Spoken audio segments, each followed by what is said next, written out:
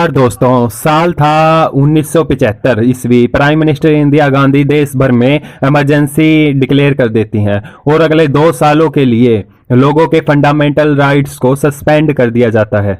ढेरों opposition leaders को jail में डाल दिया जाता है और इतिहास के इस हिस्से को एक काला धब्बा माना जाता है इंडियन डेमोक्रेसी में। लेकिन एग्जैक्टली क्या रीजन था इमरजेंसी डिक्लेयर करने के पीछे? क्यों इसे किया गया और क्यों इसे इतना खौफनाक माना जाता है? आज की इस हिस्ट्री की वीडियो में आइए इस इवेंट को गहराई से जानने की कोशिश करते हैं। This is nothing to panic about. क्रांति है मित्रों और संपूर्ण क्रांति। Darkest period in India's history. एक ऐसा काला दिन हमारा पूरा मकसद इस समय ये है कि स्थिति शांति और स्थिरता की रहे। आपको जानकर शायद हैरानी होगी दोस्तों कि 1975 पहली बार इमरजेंसी डिक्लेयर करी गई थी। इससे पहले 1962 में भी इंडो चाइना वॉर में और 1971 में इंडिया पाकिस्तान वॉर में भी इमरजेंसी डिक्लेयर करी गई। हालांकि 1975 में इमरजेंसी दोनों से काफ़ी अलग थी, क्योंकि उसके पीछे कोई एक लड़ाई या कोई एक रीजन नहीं था, बल्कि कई सारी घटनाएं हुई थी, कई सारे सीक्वेंस ऑफ इवेंट्स थे जिसका आउटकम ये 1975 की इमरजेंसी निकली थी। तो ये सीक्वेंस ऑफ इवेंट्स एक्चुअली में 1969 में शुरू हुए थे, जब कांग्रेस पार्टी पावर में थी और 4th 5 ईयर प्लान को इम्प्लीमेंट किया जा रहा था। 1969 में कांग्रेस पार्टी डिसाइड करती है कि 14 प्राइवेट बैंक्स को नेशनलाइज किया जाएगा। इसका मतलब कि सरकार को उन बैंक्स की ओनरशिप ले लेगी उन प्राइवेट कंपनी से। इमेजिन कीजिए आप किसी कंपनी के मालिक हैं या फिर किसी कंपनी में आप शेयर खरीद रखे हैं और कल को सरकार कहती है कि कल से ये कंपनी सरकार के हाथों चली जाए, तो आपके तो सारे पैसे गए। ऑब्वियसली आप खुश नहीं होंगे इस डिसीजन से। तो बहुत सारे बिजनेसमैन जे.आर.डी. टाटा और इन्वेस्टर और शेयर होल्डर इस नेशनलाइजेशन के डिसीजन को अपोज करते हैं। 18 जुलाई 1969 को डिसीजन लिया जाता है सरकार के द्वारा कि इसे ऑर्डिनेंस के थ्रू पास किया जाएगा, लेकिन सरकार जल्द ही रियलाइज करती है कि पार्लियामेंट सेशन 21 जुलाई से शुरू होने वाला है और प्रेसिडेंट अपने ऑफिस को 20th को छोड़ने वाला है। तो ऑर्डिनेंस को बड़ी जल्दी में बनाया जाता है और ऑलमोस्ट ओवरनाइट प्रेसिडेंट के द्वारा इसे साइन कराया जाता है पार्लियामेंट सेशन से पहले। तो क्लियरली आप देख सकते हैं इंदिरा गांधी इस पॉलिसी को कितना इम्पोर्टेंट समझती थी देश के लिए। इंदिरा गांधी की तरफ से जस्टिफिकेशन ये थी कि अगर इन बैंक्स को नेशनलाइज किया जाएगा तो ये बैंक देश के कोने कोने तक पहुंच सकते हैं और देश के गरीब से गरीब नागरिक को अपनी सर्विसेज प्रोवाइड कर सकते हैं, जो कि एक फॉर प्रॉफिट कंपनी शायद कभी ना कर पाए, क्योंकि वो अपने प्रॉफिट की सोचती है।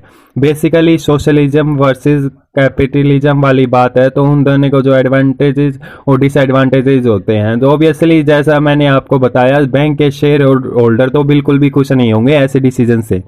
तो उस टाइम पर एक बैंक था सेंट्रल बैंक ऑफ इंडिया, उसके एक शेयर होल्डर थे आर.सी. कूपर नाम से। वो सुप्रीम कोर्ट में चले जाते हैं इस डिसीजन को लेकर, तो सुप्रीम कोर्ट में उन्हें छोटी सी जीत हासिल होती है।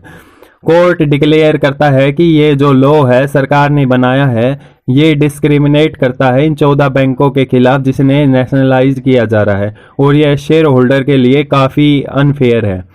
तो सरकार की ऑर्डिनेंस को रिजेक्ट कर दिया जाता है कोर्ट के द्वारा और यहाँ से शुरू होती है दोस्तों इंदिरा गांधी सरकार वर्सेस कोर्ट्स की बैटल्स। एक सवाल मैं यहाँ पे आपसे पूछना चाहूँगा, अगर आपको क्या लगता है एक डेमोक्रेसी हमारे देश में लेजिस्लेटिवली या जुडिशरी कौन ज़्यादा पावरफुल है, या फिर आपके हिसाब से कौन ज़्यादा पावरफुल होना चाहिए? नीचे कमेंट्स में लिखकर जरूर बताइए। अगर इन दोनों के बीच में कॉन्फ्लिक्ट होता है तो कौन इस कॉन्फ्लिक्ट को जीतेगा?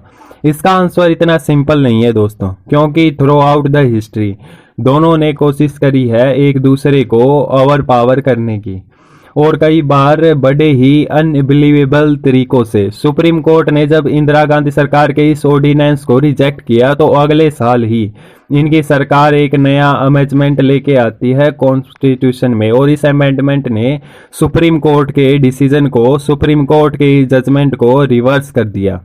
इसके कुछ सालों बाद ही एक और सिमिलर केस हुआ इंदिरा गांधी सरकार और सुप्रीम कोर्ट के बीच में प्रीवी पर्स को लेकर।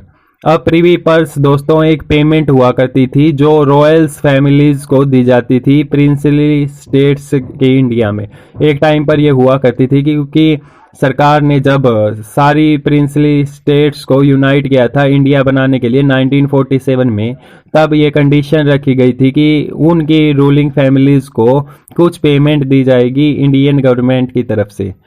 लेकिन इंदिरा गांधी को ये पेमेंट्स पसंद नहीं आई, तो इनकी सरकार ने एक बिल इंट्रोड्यूस किया प्रीवी पर्स को ख़त्म करने के लिए। लेकिन ये बिल राज्यसभा में पास नहीं हो पाया, इसलिए सरकार ने एक नई तकनीक अपनाई। इन्होंने घोषणा करी, प्रोक्लेमेशन करी कि प्रिंसली स्टेट्स को आज से रिकॉग्नाइज्ड नहीं किया जाएगा। इसका मतलब देश में कोई रूलिंग फैमिलीज बचेंगी ही नहीं, इसलिए प्रीवी पर्स की कोई ज़रूरत ही नहीं पड़ेगी।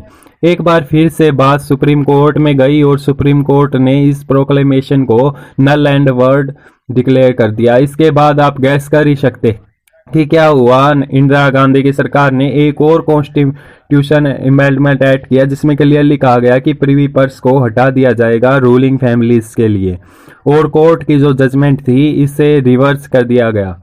ये 1971 में हुआ। एक बड़ा इंटरेस्टिंग फन फैक्ट इस चीज़ को लेकर, उस वक्त की जो रॉयल फैमिलीज थी वो ऑब्वियसली इस डिसीजन से काफ़ी नाराज़ थी, तो उन्होंने प्रोटेस्ट करने की सोची इस डिसीजन के अगेंस्ट इलेक्शन से लड़कर।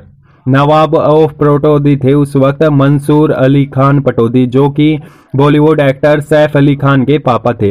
वो गुड़गांव से इलेक्शन लड़े, लेकिन उन्हें 5% वोट्स भी नहीं मिल पाए। लेकिन दूसरी तरफ एक और रॉयल फैमिली विजय राजे सिंधिया और उनके बेटे माधव राज सिंधिया ने इलेक्शन लड़े। उन्होंने 1971 के इलेक्शंस जीत भी लिए।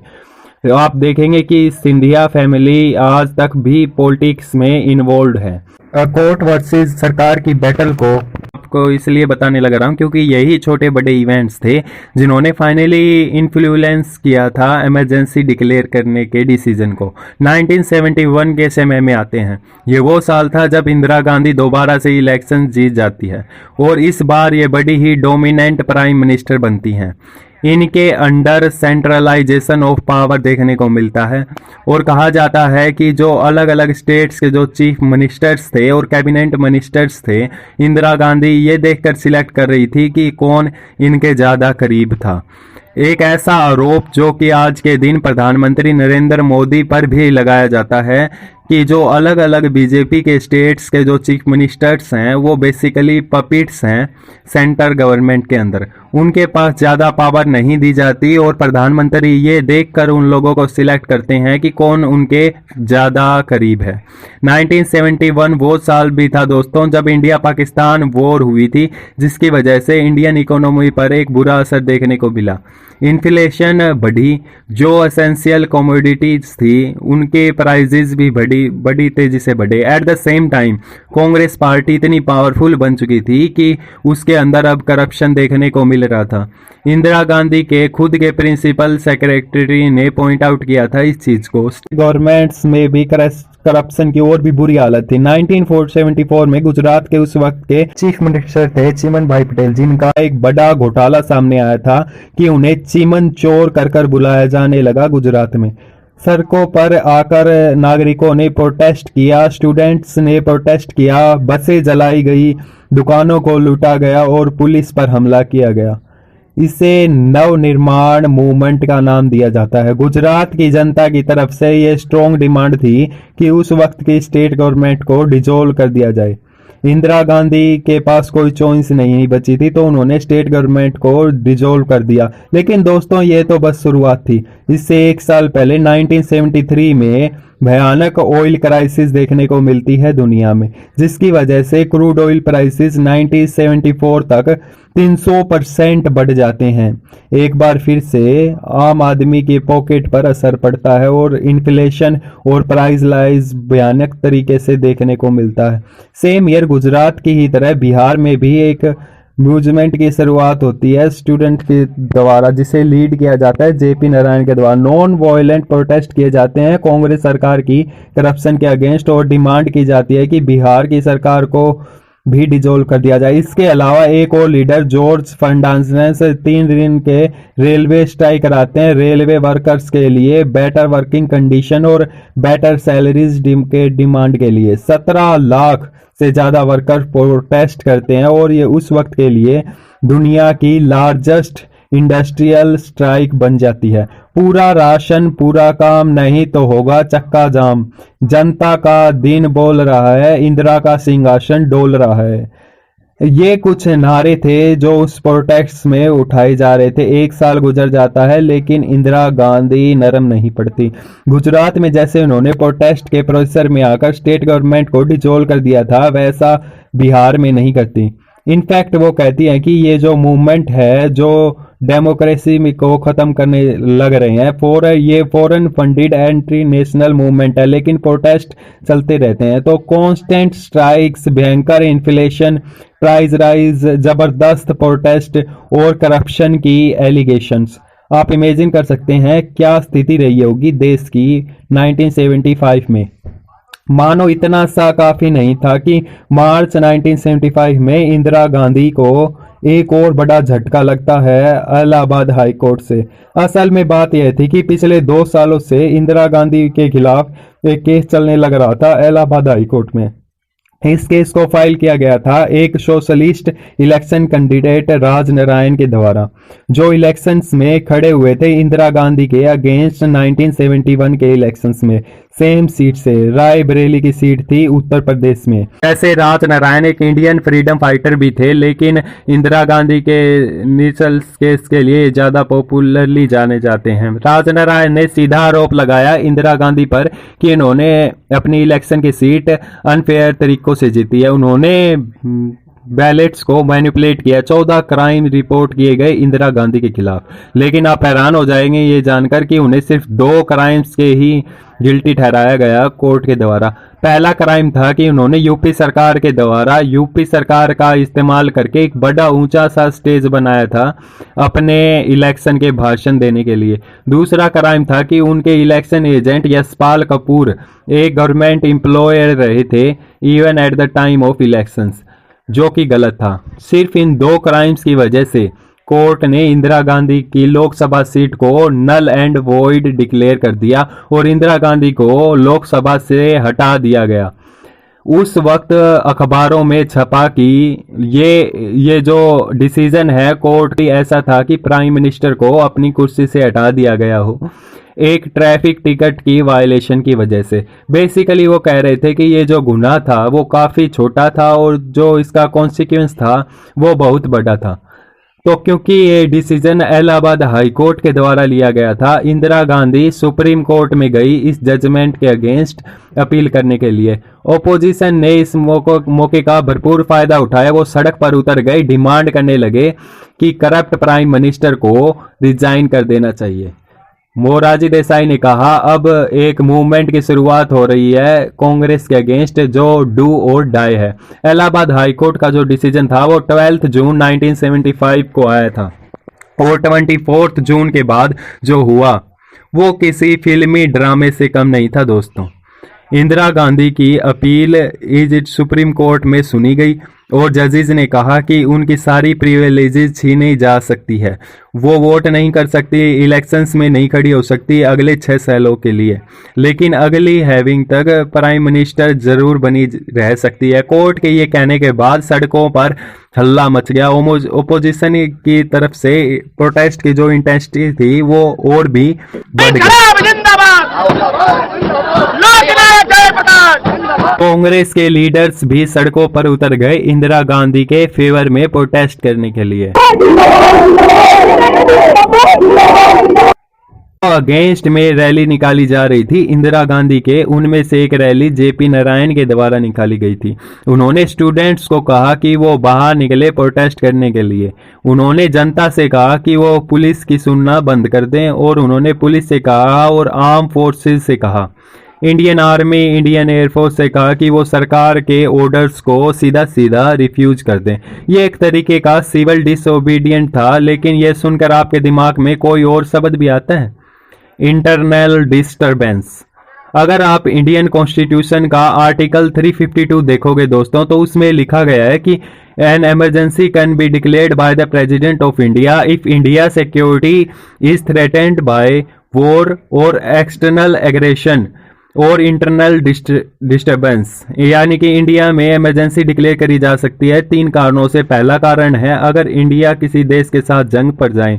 दूसरा कारण है एक एक्सटर्नल एग्रेशन, अगर इंडिया पर हमला किया जाए किसी और दूसरे देश के द्वारा। और तीसरा कारण है कि देश के अंदर कोई रेवेनियन हो रही है। तो पिछले 2 इमरजेंसी जो डिक्लेयर की गई थी इंडिया में, वो वॉर के रीजन को लेकर की गई थी। अब ये जो 1975 की इमरजेंसी थी, इसमें इंटरनल डिस्टर्बेंस का रीजन लिया गया। 25 जून 1975 को इंदिरा गांधी अपने कुछ मिनिस्टर से कंसल्ट करती हैं और उनकी एडवाइस पर एक रिटन नोट भेजती हैं उस वक्त के प्रेसिडेंट फखरुद्दीन अली अहमद को रिक्वेस्ट करते हुए कि वो देश में इंटरनल इमरजेंसी डिक्लेयर करी दे। इस तीसरे इंटरनल रेविलियन को रीजन को लेकर वो ऐसा कर देते हैं 25 जून की रात को। कुछ ही घंटे के अंदर ढेरों ओपोजिशन लीडर्स को अरेस्ट कर लिया जाता है, including Morarji Desai, JP Narayan, LK. Advani और चरण सिंह। सरकार पावर सप्लाई कट कर देती है न्यूज़पेपर ऑफिसेज की दिल्ली में सेम रात को, ताकि अगले दिन कोई भी न्यूज़पेपर ना प्रिंट हो सके। और अगली सुबह रेडियो पर अनाउंसमेंट करी जाती है इंदिरा गांधी के द्वारा। बहनों, राष्ट्रपति जी ने आपातकाल की घोषणा की है। इससे आतंकित होने का कोई कारण नहीं है। तो एक्चुअली में रूट कॉजेज ऑफ कारण तो बहुत सारे थे, लेकिन एक तो ये हाई कोर्ट की जजमेंट थी जो इंदिरा गांधी की सीट को नल एंड वॉइड डिक्लेयर कर देती है, और दूसरा जेपी नारायण की जो नारे थे ये बेसिकली ट्रिगर पॉइंट बन जाते हैं जिसकी वजह से इमरजेंसी डिक्लेयर करी जाती है, या फिर कह लो इंदिरा गांधी के लिए एज एन एक्सक्यूज बन जाते हैं जिसकी वजह से जस्टिफाई करती हैं कि उन्होंने इमरजेंसी डिक्लेयर करी। अगर आपको मेरी वीडियो अच्छी लगी हो तो मेरे चैनल को लाइक, शेयर और सब्सक्राइब जरूर कीजिएगा। धन्यवाद। आपका दिन शुभ हो।